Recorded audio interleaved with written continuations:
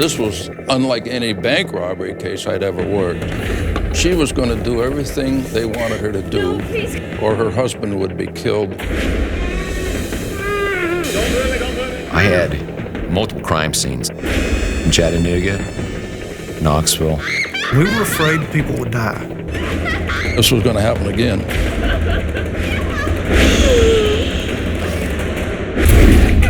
Adrenaline-fueled manhunts, tactical takedowns, high-stakes games of cat and mouse. Across America, elite teams of FBI agents are on a mission to hunt down the most wanted criminals in the country. Every day, they put their lives at risk to save yours. This is law enforcement to the extreme. What's up, Panic Fam? I'm Hannah.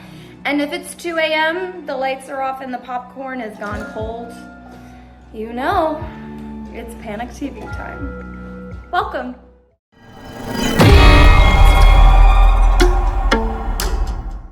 If you survived this, and this, congratulations, all right? Congratulations, but your luck runs out here.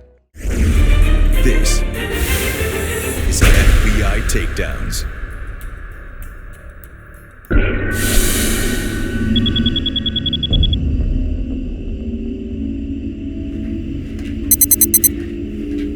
All right, that's enough. It's time for bed.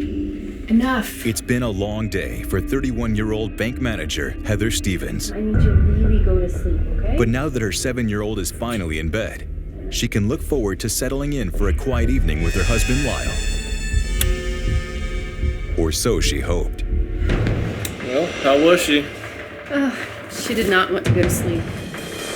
Approximately 9 p.m., a knock came on their door, Are you expecting something? and the husband answered the door. And as he opened the front door, 2 men barged in, guns drawn, and wearing stocking masks. In a matter of seconds, Heather and Lyle's heads are covered, hands are tied, and ankles chained, giving the intruders total control to start barking their twisted demands. You work at a bank, right? Yes. They said, we're here to get all the money that's in the bank. Tell me exactly what you're going They to do. basically told her that she was going to go to the bank the following morning and withdraw all the funds, or her husband would be killed with a bomb device. How did I get this wrong? I'm going to show you how to disarm it. You don't pay attention, it's going to be a bad day for your husband. And they showed her parts of a bomb device that they were going to attach to her husband. Yeah. Well, there's no question that if she didn't get that money, he would be blown up. You see that? You see that? Yes. And they showed her a wire that could be released from the device on the time clock itself. And that would allow the bomb to be deactivated. See this? Her job was to cooperate fully, and then they would release her husband and he would not be harmed. The bank doesn't open for another 9 hours, so the sadistic ringleader takes the opportunity to torment his prisoners, Exactly what I say. while his partner never says a word. They kept them in the same room, in the living room, on a sofa. One was on one end and one's on the other end. The weapon at one point was rubbed against the husband's leg so that he could feel the steel. All through the night, Heather's forced to recite the plan over and over again. And then I'm going to empty the money from the There teller's was drawers. a constant chatter by the main perpetrator, Huh? Yeah, I heard you. talking incessantly, telling them how they expected them to react, how it would happen. And the vaults. Yes. And above all else, constant reminders Bombs on your husband. that if Heather fails to deliver the money by 9 a.m., her husband will be dead. Don't touch her. Huh? Get up. Honey, what are you?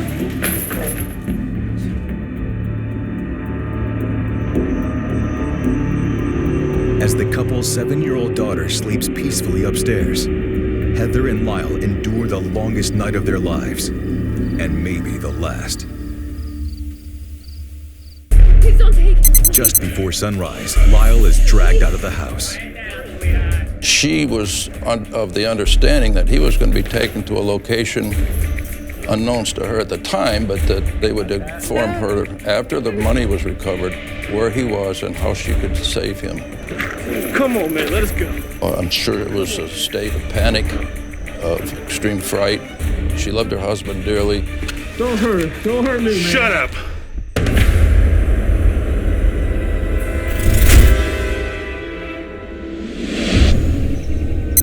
Around 7:30 in the morning, Heather's forced to face a whole new level of terror.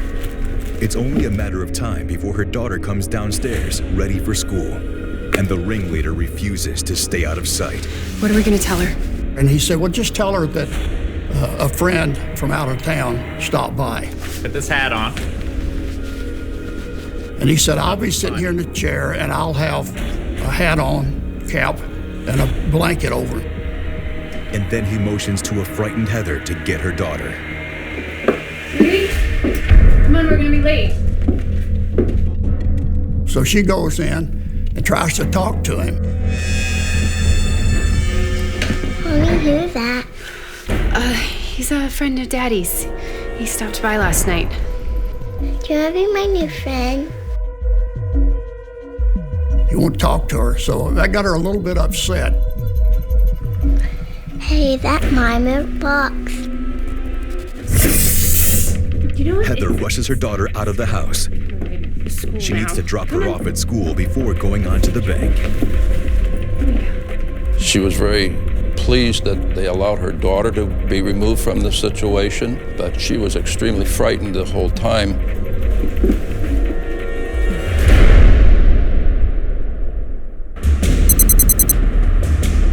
As she drives to work, a voice repeats the robbery plan, reminding her Go to the vault and get all the money from the vault. that her husband Lyle's captors can hear every word she says. That's a two-way walkie-talkie system, but they attached the microphone on her that was open constantly. They could hear her breathing, hear who she was speaking to at the bank. After a night of torment, she's convinced they're watching her every move. Exactly as I say it. Boom! Don't screw this up. I'm almost there.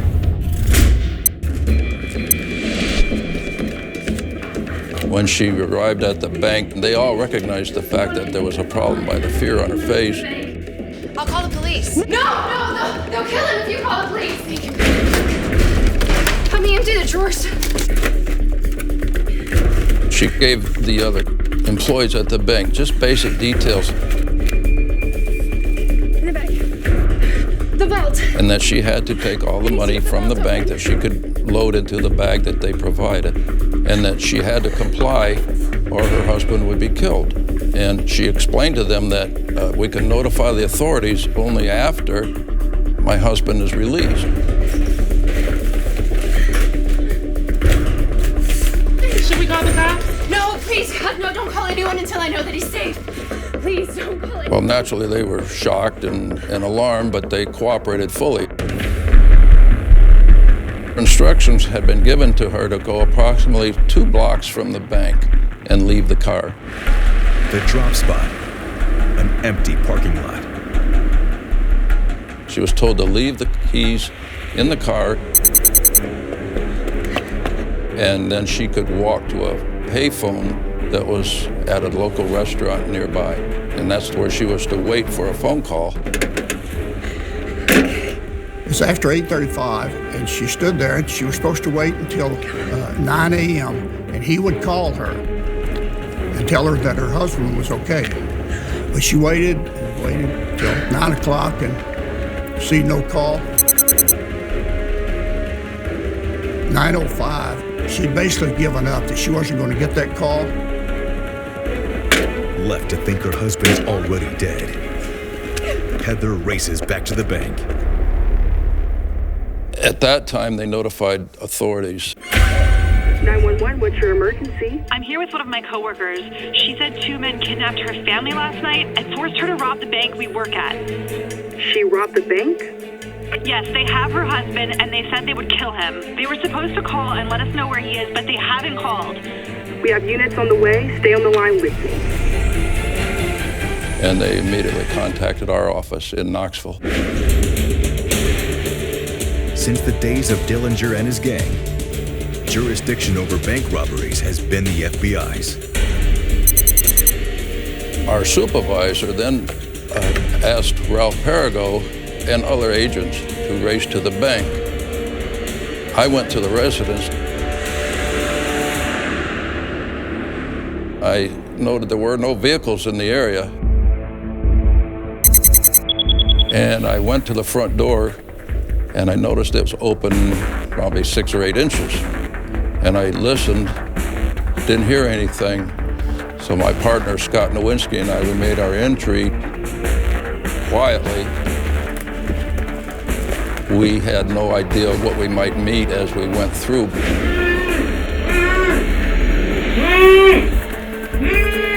It was a little frightening. I went to the back of the residence and I found the husband. Gagged and bound to his bed, Lyle is still alive. He had chains wrapped around his ankles.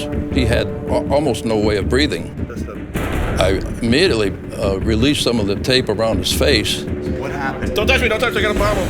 Agent Crumb has explosives training. But can he defuse the bomb in time?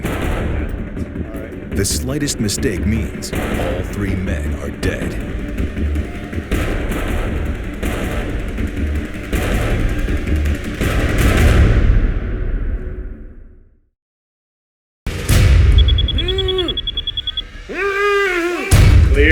For the last 12 hours, a terrified Lyle Stevens has been strapped to a ticking time bomb, believing he's going to die. Don't touch me, I got a bomb on me. To save him, his sadistic tormentors forced his wife to rob a bank before disappearing with the loot, forcing FBI agent Phil Crumb to put his own life on the line to save him.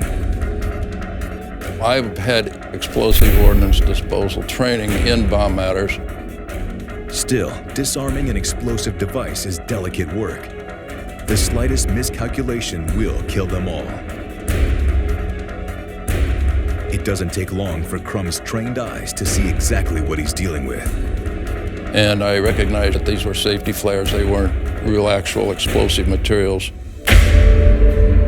Lyle Stevens' harrowing ordeal is over. And reassured that his wife and daughter are also safe, agents start questioning the victim. And I'll never forget what he said to me. He said, I have to have a cigarette. Lyle recounts his family's horrific night with the 2 masked intruders as Agent Crumb presses him for details. Me outside, threatening to kill me, stuff like that. Several times. He described their physical stature, not real big men, but demanding. There was only one conversation, and that was with the main perpetrator. And he said that the individual had a northeastern accent. He said, well, normally when people say the word partner, they influence the R, but he called them partners, which was a northeastern accent to him. Lyle also reveals the man never stopped talking, especially about fishing. And he had a mounted fish on the wall. You a fisherman there? And he asked about, was he a fisherman? Explained he was and what type of fish he caught. The perpetrator started to brag that he was a great fisherman, that he had really a lot of extensive experience fishing for an elusive fish called the snook. And the snook fish are only found in the coastal waters off Florida. You ever catch a snook? The perpetrator probably had some familiarization with Florida, indicating that he'd gone down there. And I thought, well, perhaps this is where he's based, and maybe that's where we need to start looking for him. Encouraged, Agent Crumb continues coaxing more details from Lyle. He was nervous. He apparently had some stomach ulcer problems. He kept drinking milk. I recognized that right away. Lyle explains he was never taken further than his own yard. where they held him at gunpoint until Heather left for the bank. Across town, Agent Ralph Perigo interviews Heather at the bank. Shut your mouth! Her tale matches her husband's, every sickening detail. While Agent Perigo interviews bank employees, an FBI crime scene team combs the Stevens home for clues. Hey, John, you get anything down here? Nothing worth lifting. We thought for sure we'd find fingerprints. There were no fingerprints of value. So it's obvious that they either wiped them clean or had worn gloves. In fact, there was no actual physical evidence. Weapons, stocking masks. There was nothing there to give us an indication of what we were faced with. We didn't have a clue who this could be. It really kind of scared me, knowing that we had a very professional operation at hand here. This was unlike any bank robbery case I'd ever worked. Most bank robberies net less than $5,000. These guys got away clean with nearly $300,000. They are very, very good. With no leads and no clues, the FBI frantically scans its files for similar extortion cases. I was somewhat surprised that there were only a few cases throughout the United States that had used that method. In the eyes of the FBI, the real danger lies in knowing that a crew this well organized isn't about to stop after one heist. This was going to happen again. A prophecy that comes true 6 months later, and 115 miles away in Chattanooga. Like a plot out of the movie, the armed robbers held the family until this morning, when they took Mrs. Bailey and her son to get into the bank. FBI and Catoosa County Sheriff's investigators searched the Bailey home looking for clues. News of the abduction has horrified family members and neighbors.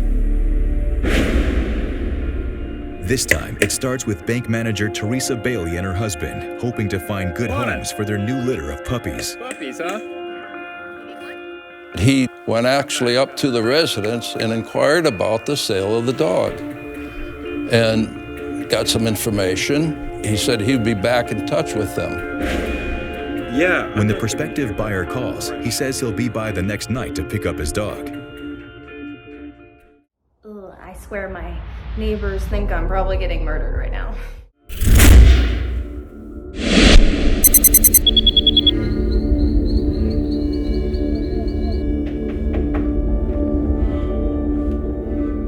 They came up just normal.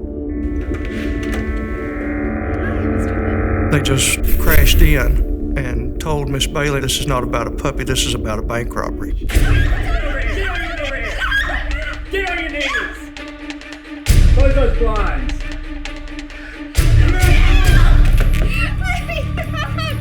How much money's in the bank you manage? Tied up and terrified, Teresa fears what will happen the moment her husband and son return home. Welcome.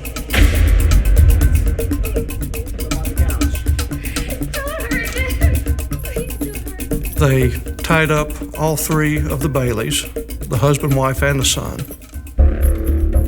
Knoxville all over again. Sadistic criminals terrorizing a family in their home.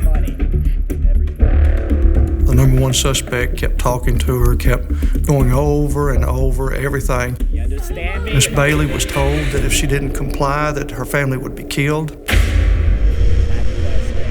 The FBI sees some major differences between tonight and what happened 6 months earlier. He wasn't disguised. She had seen his face. And after they separate the family, terror truly begins. They took Teresa back in the bedroom.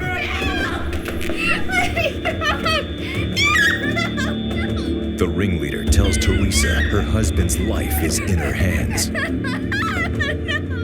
If she didn't comply, her husband was tied up to a bomb that they would have explode. With that said, the man begins assaulting her.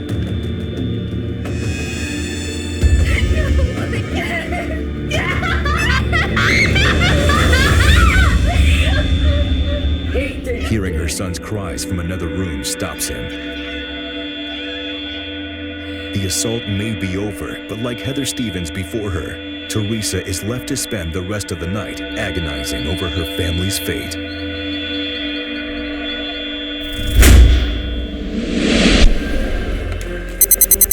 Before Teresa leaves with her son for the bank, the ringleader clips a microphone on and reminds her that they'll kill her husband if she fails. In her car, there was going to be a two-way radio, and that way he could communicate to her and tell her what to do.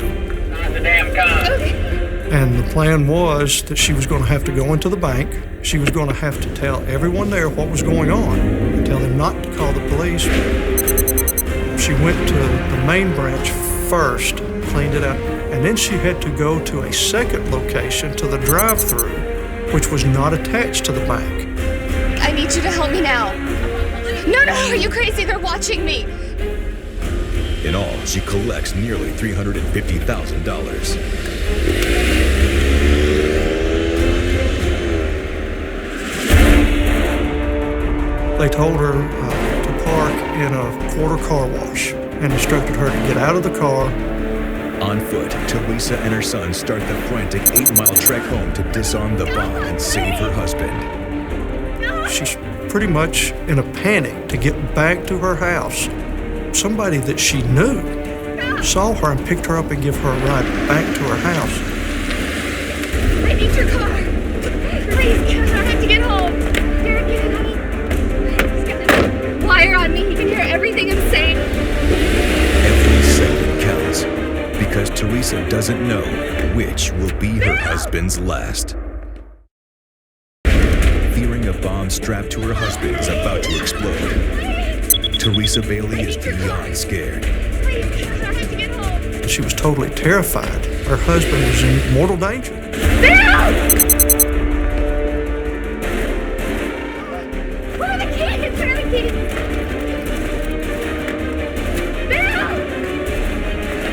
Bill! But she arrives home to find out he's freed himself. Oh my God, I'm so glad.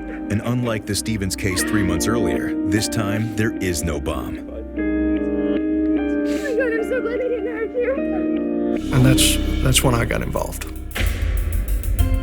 Detective Paul Lee of the Chattanooga Police Force is working with the FBI as part of a new Safe Streets task force. We were actually operating with 4 active crime scenes. We had the bank that was robbed. We had the drive-through teller that was robbed. We had the Bailey's residence in another state that was home invaded, where they were held captive. And then we had the drop-off point of her vehicle. 3 of those crime scenes turned up nothing. The FBI evidence team can only hope they'll find something at the Bailey house. There was a lot of material left behind, except we had no fingerprints, no DNA, nothing. We had tape and all the stuff they used to tie up the husband, but it was really meaningless. The invaders were extremely meticulous, but this time the ringleader strangely didn't bother to hide his face, a sign he's becoming audacious. We did ask Teresa Bailey to give us a description. Miss Bailey described the suspect as being relatively short, and he had an accent, but she really wasn't sure what type. Like a man? She also describes him as talkative, and he ate peppermints the entire time. The smell of them disgusted her as he was fondling her in the bedroom. He was so evil that he hid peppermints all through the house, and they would find them days and weeks later, just to remind them of the fact that he had been there. He's made another astronomical score. But this evil mastermind made his first slip-up before he even entered the house. Miss Bailey told us that there had been several phone calls back and forth between the suspect and her at a residence. We found that those calls came from Knoxville, Tennessee.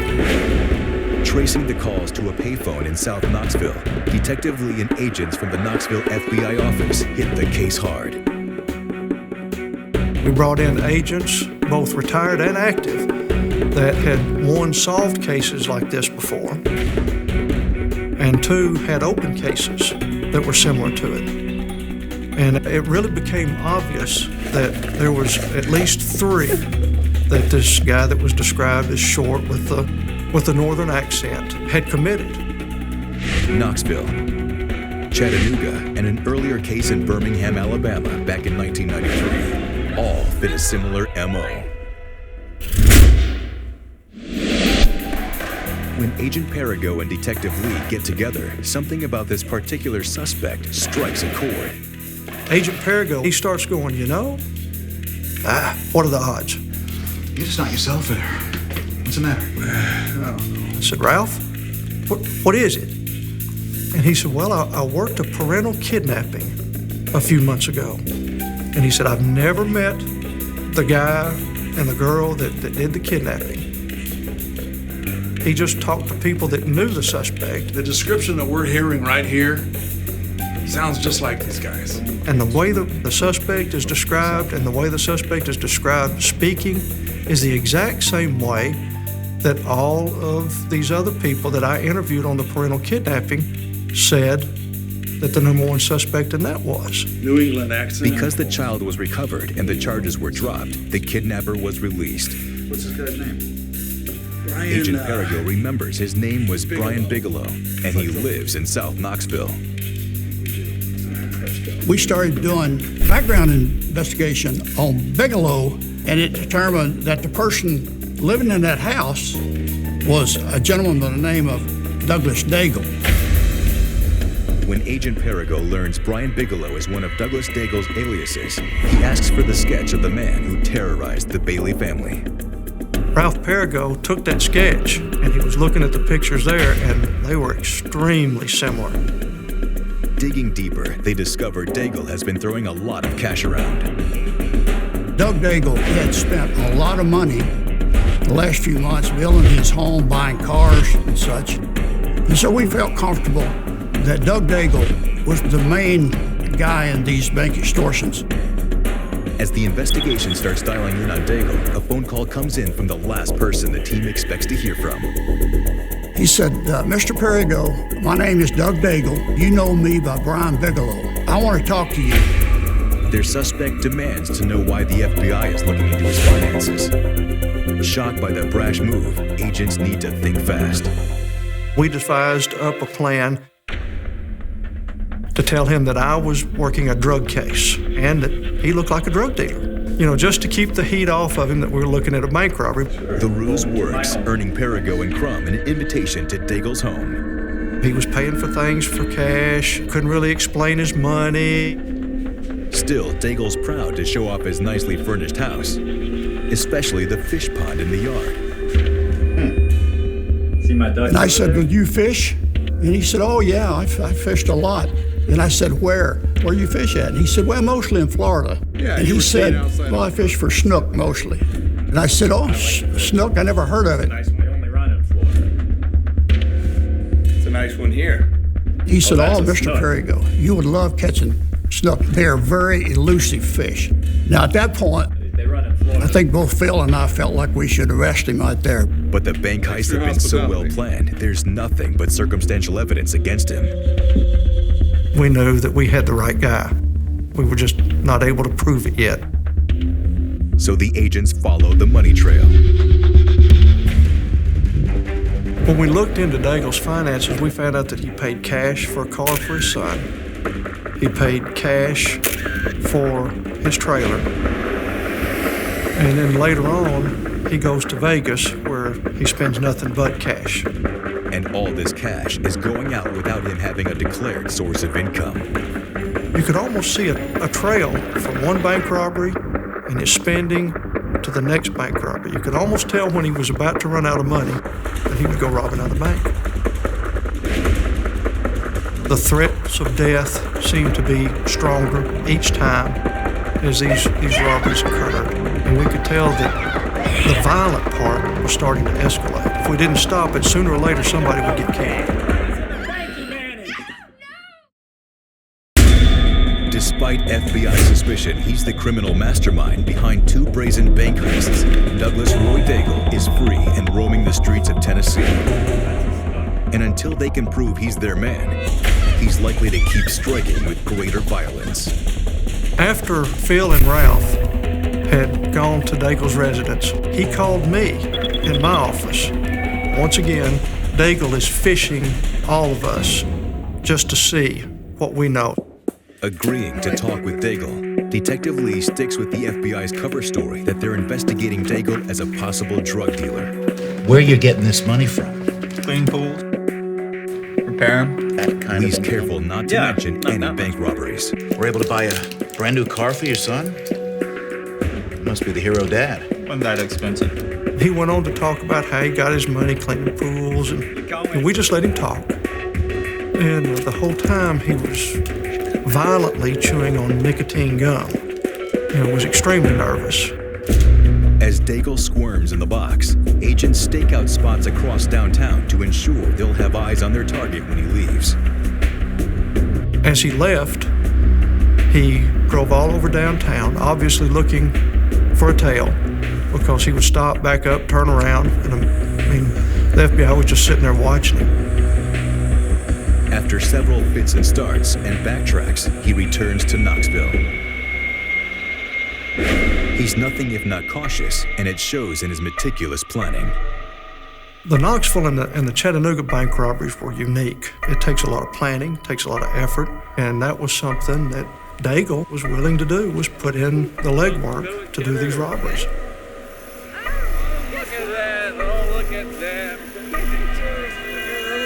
𝙧𝙀𝐻𝐼 always surveilled residences of his target victims for maybe weeks ahead of time. They know for a fact that he spied on his first victims in Knoxville. And the residence backed up to some woods.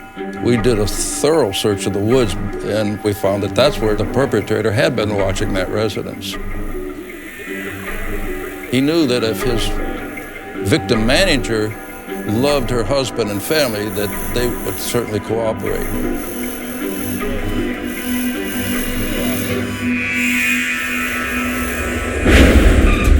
And now that agents suspect his wild spending has him almost tapped out, they're left to wonder whom and where does 𝙧𝙀𝐻𝐼 have his sights on next. We knew if we didn't make a case soon, that he would strike again. However, our U.S. attorney didn't feel we had enough information at that point. Coincidentally, we were sitting in the office pleading our case to give us a warrant on Doug 𝙧𝙀𝐻𝐼. And the phone call came into Ralph. We just had another bank extortion in Clarksville, Tennessee. Come on in. Just like the others, the target is bank manager Alice Gruber, who returns home from a Christmas dinner to find a terrifying surprise. When she walked into her residence, she was grabbed, and she just really didn't know what to make of it at the point because it was so surreal. And she was whispered to, you remember extortions in Chattanooga, extortions in Knoxville? Well, you're in one of those situations. Calm down. Alice's parents and son are huddled frightened on the couch, but oddly, they're not bound. Is this precision crew getting sloppy or just cocky? Hey, is this actually necessary? Shut up, old man. Her parents were not blindfolded. Since they were elderly, he was treating them as such. Made sure he knew where they were, but they weren't taped to chairs. Otherwise, it's the same game as in Knoxville and Chattanooga. The ringleader tells Alice that she's going to rob her bank in the morning, or else her husband is a dead man.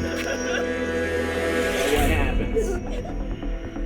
Kill my family. He played mind games all night with her, which also led to sexual threats to make sure she complied. He used everything he possibly could to make sure that by the time morning arrived and the extortion was about to occur, that she would do exactly what he wanted. So you're gonna do it, right? Why? I want them to die. No, please.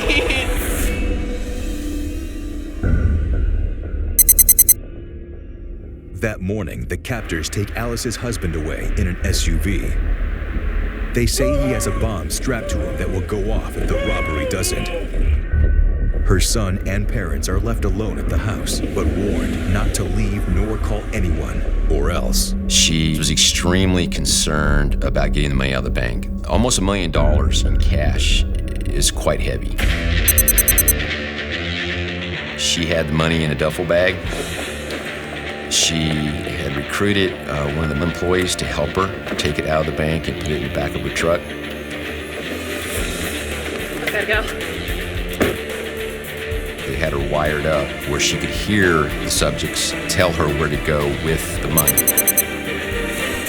The money had been dropped just behind a bank, actually, near City Square. Like in Knoxville, the kidnappers tell her to return to the bank and wait for a call. But after more than an hour, it never comes. Fearing the worst, the bank president calls the FBI. If you could slap one character for their dumb decisions, who would it be? Huh? Go on. Vent in the comments. I can't wait to read. I'm so sorry. When I got into the president's office, there was the victim. She was sitting in the bank and she was very emotional. How much money was taken? I asked him, how much money did you deliver? He said, I don't know exactly, but it was close to $1 million. And he said, the problem we have is they were supposed to have called us an hour and a half ago to let us know where her husband was located. Fearing her husband is dead, Alice is at an emotional breaking point. As Special Agent Murray begins to scramble agents to find him, they get a piece of good news. Her husband's been found in the back of his SUV. He was basically hogtied. He sat there kicking and trying to make as much noise as he could for a very long time. Some individuals looked in the back and saw him and notified the police.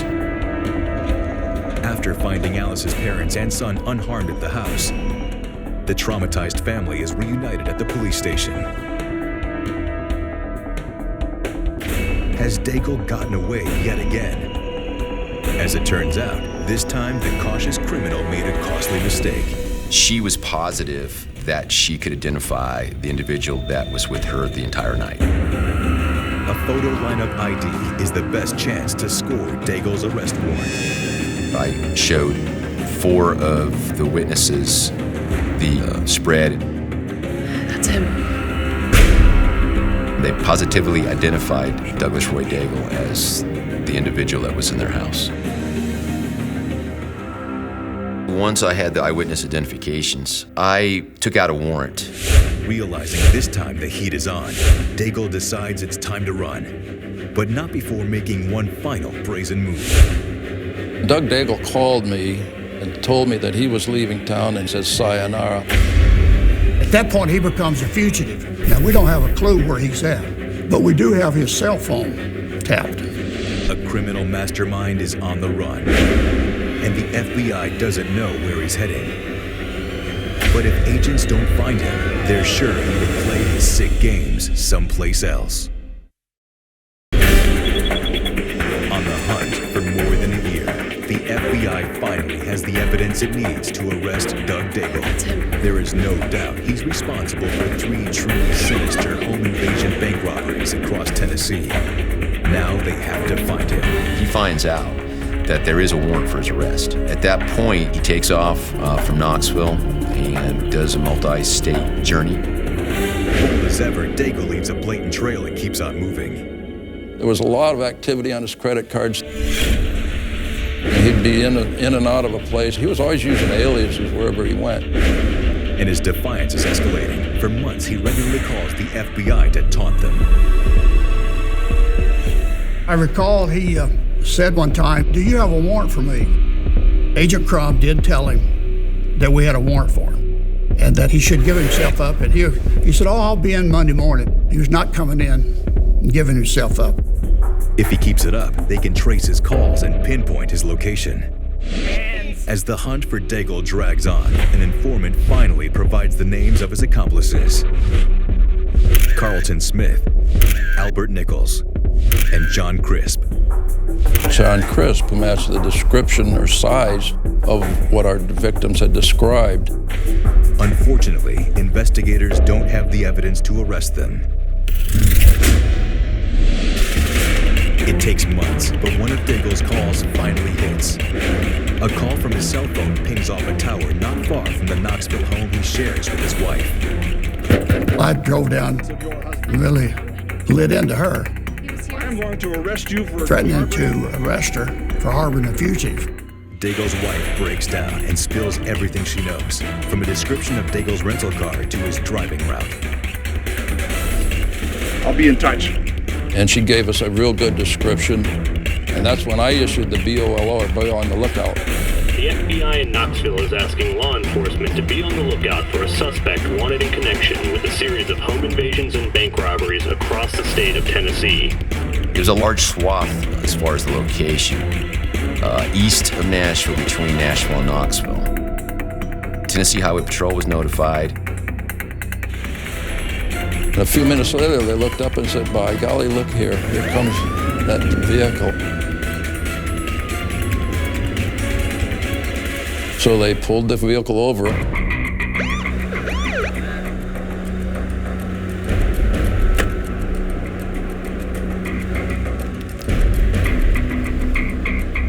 And they interviewed the driver. And he told them his phony name.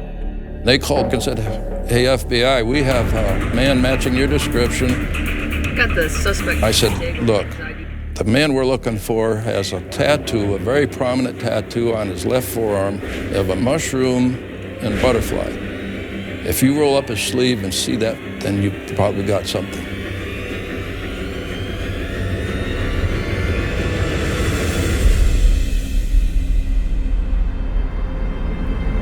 You got me. So they came back a few minutes later and said, we got him. Doug 𝙬𝙬's days of tormenting victims are over. But audacious to the end, he wants to cut a deal and offers to tell the FBI everything. He really didn't want to see a long prison sentence for what he had done. After time, he decided to tell me that it was his plan to do the 𝐒𝐶𝐞 extortion. He was involved in Chattanooga. He was involved in Knoxville. And he wanted to do a finale. He wanted to get $1 million and basically retire. Eventually, he told me by name who the other individuals were that were involved in the extortion. He told me that Principal B was Carlton Victor Smith and that Albert Nichols was Principal C. He also names John Crisp as his third accomplice.